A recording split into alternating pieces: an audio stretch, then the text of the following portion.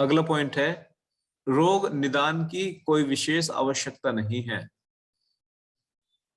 रोग निदान की कोई विशेष आवश्यकता नहीं है। जैसे इसी बात को इन्होंने इस तरीके से कहा बड़े सरल भाषा में कि देखो, मान लीजिए अगर मुझे सिर में दर्द है तो जरूरी नहीं कि मैं सिर के दर्द का ही ट्रीटमेंट करूं। हो सकता है वो सिर में दर्द का कारण कुछ और हो, तो मुझे जरूरी नहीं इस सिर के दर्द का ट्रीटमेंट करूं।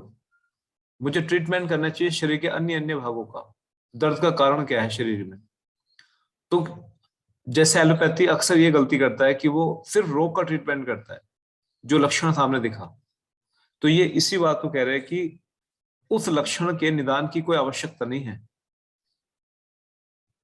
इसलिए आप देखना कभी नेचुरोपैथी में या पुराने समय के लोग एकदम से दवाई नहीं खाते थे। आपने देखा होगा अपने दादा टाइप के लोगों को, अगर उन्हें कुछ हो गया तो एकदम दवाई नहीं खाते थे। क्यों? क्योंकि एक दौर ऐसा आया था हमारे देश में जब योग और नेचुरोपैथी लोगों का एक हिस्सा थी, चिकित्सा का मजबूरी थी, हॉस्पिटल थे नहीं। अब जो लोग गांव में है, किसान है, दूर दूर तक हॉस्पिटल नहीं। चलो अब तो गवर्नमेंट ने खोल दिया हॉस्पिटल, जहां तहां प्राइवेट हॉस्पिटल खुल गए। सोचो अब से 100 साल पहले क्या इतने हॉस्पिटल थे? अब से 80 साल पहले भी नहीं होंगे इतने। लोगों के पास पैसा नहीं था, हॉस्पिटल थे तो पैसा नहीं था।